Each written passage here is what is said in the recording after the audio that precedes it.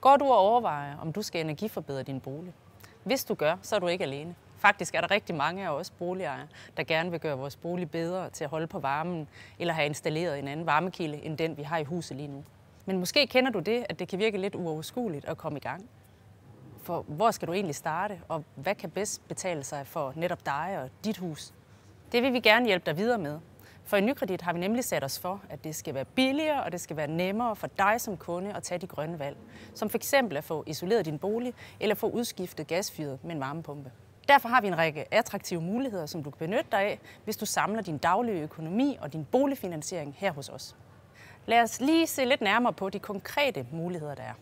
En nem måde at komme i gang på er at prøve vores energiberegner. Her taster du simpelthen din adresse ind, så får du et hurtigt bud på, hvilke energiforbedringer, der kan udføres i din bolig. Du finder energiberegneren på nykredit.dk.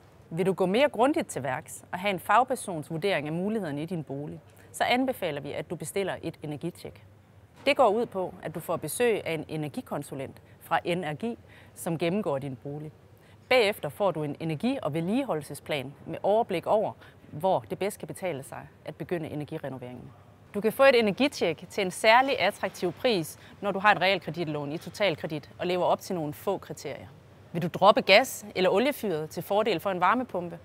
Så er der forskellige muligheder for at få hjælp. Når du har lån i Totalkredit, kan du søge om et tilskud på 10.000 kroner fra Totalkredit.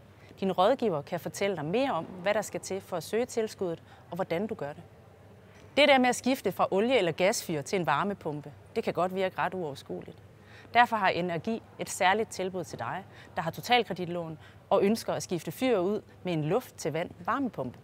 Det går ud på, at du bliver hjulpet hele vejen, lige fra afklaring af, hvad dit behov er, til du har fået varmepumpen installeret og kontrolleret.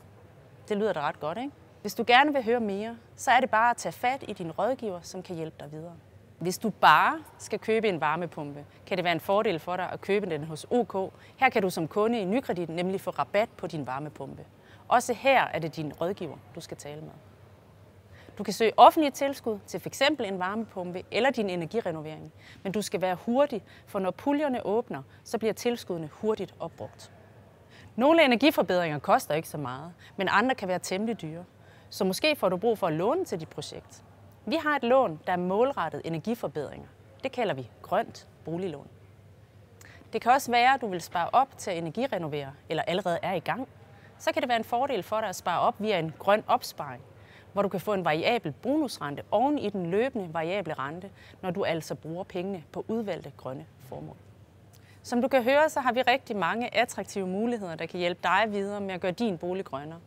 Jeg anbefaler, at du tager fat i din rådgiver, så kan I tale om, hvad der passer bedst til dig og din situation.